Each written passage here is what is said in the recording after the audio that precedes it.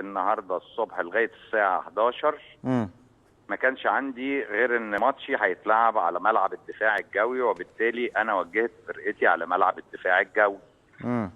فوجئت الساعه 12 ان جالي فاكس ان الماتش هيتلعب على ملعب الداخليه الساعه 4، على ملعب الترسانه الساعه 4. طبعا يعني بيخطرني قبل المباراه ب6 ساعات الميعاد اللي هو كان متحدد في الدفاع الجوي الساعه 6، فوجئت بيه ان هو بيتغير يبقى الساعه 4 في ملعب الترسانه. فطبعا يعني ده حضرتك عمليه مزعجه جدا بالنسبه لي. رديت عليهم بفاكس اعتراض، قلت لهم انا ما ينفعش ان انتم بتخطروني قبل الماتش بساعتين ان الماتش يتلعب الساعه 4. بعد كده حضرتك تم تحديد ملعب الجونه يوم الاحد، لان بالفعل يعني الاعتراضات بتاعتي اللي انا ابديتها في الفاكس اللي انا اعترضت عليه يعني راحوا منقلين المباراه خلوها يوم الاحد في ملعب الجونه. طب امال ازاي دلوقتي الداخليه في ملعب الترسانه وكابتن جهاد جريشه في ملعب الترسانه؟ وانا لحد علمي احنا يعني وصلنا لكابتن جهاد عن طريق بعض يعني رئيس تحريرنا وصل له بشكل او باخر وقال له انا ما جاليش اي اختراط من اتحاد الكوره ان الماتش الغي وان انا قاعد في الملعب، ولو ما جاليش اي حاجه من اتحاد الكوره انا هلغي الماتش وهحسبه 2-0 لصالح الداخليه. ده الكابتن جهاد. لا حضرتك انا بالنسبه لي عندي الفاكس بتاعي حضرتك اللي واصلني اللي هو ان الماتش على ملعب الجونه. ده اخر فاكس رسمي وصل من اتحاد الكوره المصري الى حضرتك نادي الاتحاد. ايوه. يوم الاحد ان شاء الله الساعه 6 الساعه 4 على ملعب الجونه. ده كلام من اتحاد الكوره ان الماتش يوم الاحد الساعه 6. طب تفسير حضرتك لا يوم الاحد الساعه 4 يا كابتن حازم. يعني قصدي يوم الاحد. طب تفسير حضرتك ايه النهارده دلوقتي حالا بيلعب الداخليه او راح الداخليه وبيسخن دلوقتي هو وطاقم التحكيم؟ شايف ده يعني شايفه ازاي، ولا ده انت حضرتك خلاص مالكش دعوه بالموضوع تماما؟ لا طب انا طبعا ماليش دعوه بالموضوع دوت، بس حضرتك هو اساسا ايه اللي وداه ملعب الترسانه لما اساسا كان ملعب الدفاع الجوي هو اللي متحدد. الفاكس اللي جالي ده حضرتك جالي الظهريه الساعه 12 الظهر النهارده. ما هو الناس ممكن مثلا الداخليه برضه نادي الداخليه بيراعي الداخليه وبيراعي الامن، فالناس ما عندهاش مشكله تلعب في اي حته، المهم تلعب في مصر يعني في نفس اليوم وخلاص، مش فارقه معاهم الموضوع، شايفين الحاله الامنيه. انا بالنسبه لي يفرق حضرتك لا انا بتكلم عليهم، يعني انا بتكلم على نادي الداخليه. لا انا اتكلم عن نفسي انا حضرتك، انا ما اتكلمش عن الجول عن الداخليه تتكلم هي تتكلم تقول اللي هي عايزاه بالنسبه لها ده حقها حضرتك. زي ما انا اعترضت على مكان اقامه المباراه وقبل لما المباراه بمجرد ما جالي الفاكس رديت عليه حضرتك واعترضت على الكلام دوت مباشره وجالي حضرتك الفاكس اللي بيغير المكان على ملعب استاد الجونه في الساعه 4.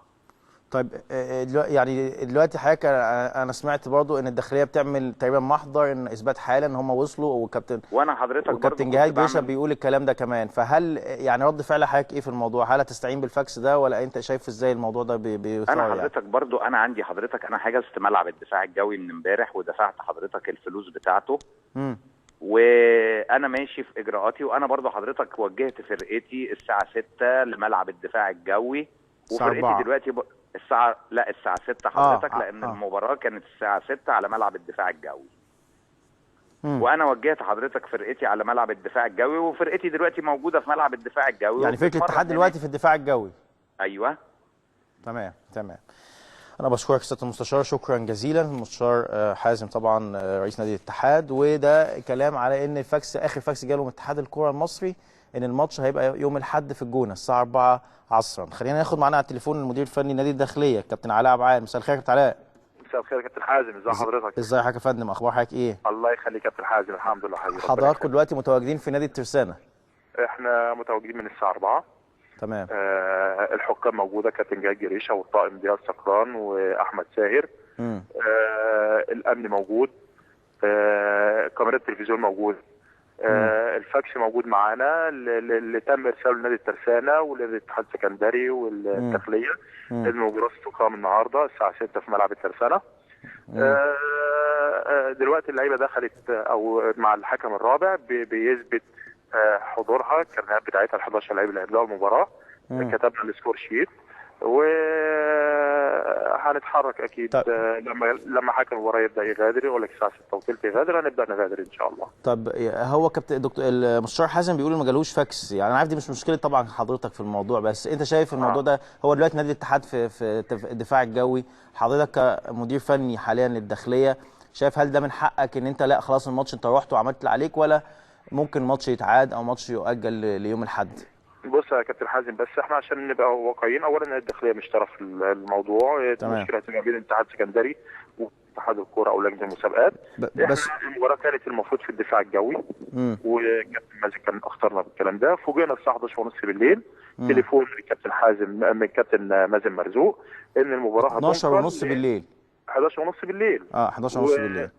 وبيتكلم من سويسرا ان المباراه معلش يا جماعه عشان مديريه امن القاهره ما وافقتش، فالمباراه هتنقل لملعب الترسانه بكره ان شاء الله. وخدنا موافقه مديريه امن الجيزه. اكيد التليفون اللي جالنا راح لنادي الاتحاد، والا ما كانوش كلمونا. لا هو بيقول لا مفيش حاجه، هو فاكس جاله الصبح. انا جاي لك، بس بص يا كابتن حازم، يعني معلش انا طبعا مع احترامي لسياده المستشار واحترامنا لنادي الاتحاد، ونادي الاتحاد كبير ويهمنا وجوده في الدوري ممتاز وعدم هبوطه، انما انا بتكلم للصالح العام. احنا يا جماعه كنا عاملين نقول والنادي ان الدوري يرجع، مش عايزين نتلكك لبعض، وده بعت وده ما بعتش وده كلمني وده ما كلمني. يعني حضرتك شايف ان الموضوع تلكيك؟ يعني معانا صوره الفاكس طبعا يا كابتن حازم، واتبعت فاكس طبعا ما كانش في فاكسات بالليل الساعه 11:30. يعني حضرتك يا كابتن علاء شايف ان الاتحاد كان المفروض يراعي الظروف اللي احنا فيها، يعني الموضوع ما يبقاش تلكيك ان احنا لا مش هنلعب عشان مش ده التوقيت. وانا بقول على الهوا يا كابتن حازم، انا مستعد اروح العب الاتحاد السكندري في استاد اسكندريه نفسه، ولو في حضور جماهير طالما الامن موافق ما عندناش اي مشكله. احنا عايزين نمشي الدنيا يعني،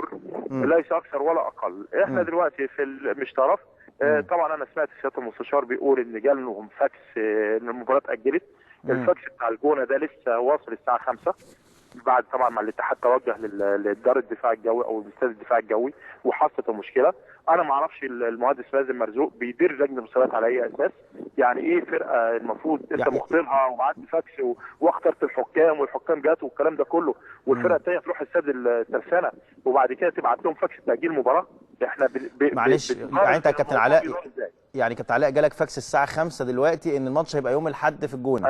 انا ما جاليش، انا في الملعب. انت حضرتك سمعت يعني ان هو واحد من الصحفيين معاه فاكس يقول لك ده فاكس اتبعت ان المباراه بقت في الجونه الساعه 4 يوم الاحد.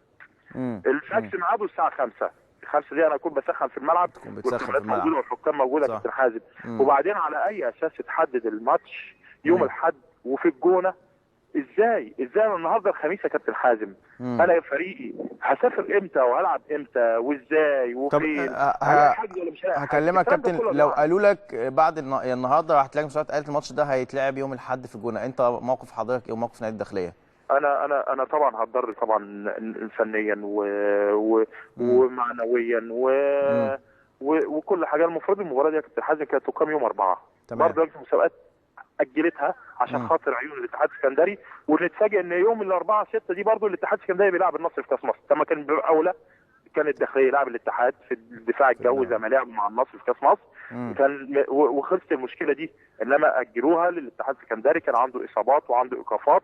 انا شايف ان لجنه المسابقات معلش لا دي كلمه مهمه دي، حضرتك ذكرت ان هو اجلها عشان عنده ايقافات واصابات. يعني كان عنده محمود فتحي موقوف، وعنده رامي ربيع مصاب، وعنده كريم فتح الله مصاب. فانت شايف ان هم عملوها عشان ياخدوا وقت ويرجعوا يلعبوا معاك بشكل ما يعني ايه ده اتهام للجنه المسابقات، يعني اتهام صريح. يعني ايه الكلام ياجل مباراه في الدوري مهمه زي كده، ولا ان في نفس اليوم بيلعب في مباراه في كاس مصر كابتن حازم؟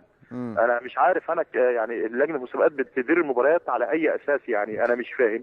فبالتالي لما يوصل ما جاوبتنيش برضه او لا هتلعب الماتش ولا خلاص انت النهارده ده حقك انك تبقى موجود؟ لا انا حقي هلتزم بحقي. خدنا اجراءاتنا كلها، الحكام موجوده. انت عملتوا محضر فعلا يا كابتن ولا بس تقرير الحكم؟ لا عملنا اثبات حاله بمحضر في النقطه اللي تابع ليها نادي الترسانه. معانا صوره الفاكس اللي مبعوث من لجنه المسابقات. هنتمسك بحقنا في ال3 نقاط. وفي الاخر راي الاول والاخير برضه لمجلس الاداره، هم اللي هيبقى ليهم القرار الاخير في النهايه ان شاء الله. بشكرك كابتن علاء شكرا جزيلا، وبالتوفيق لحضرتك ولكل الناس. يعني طبعا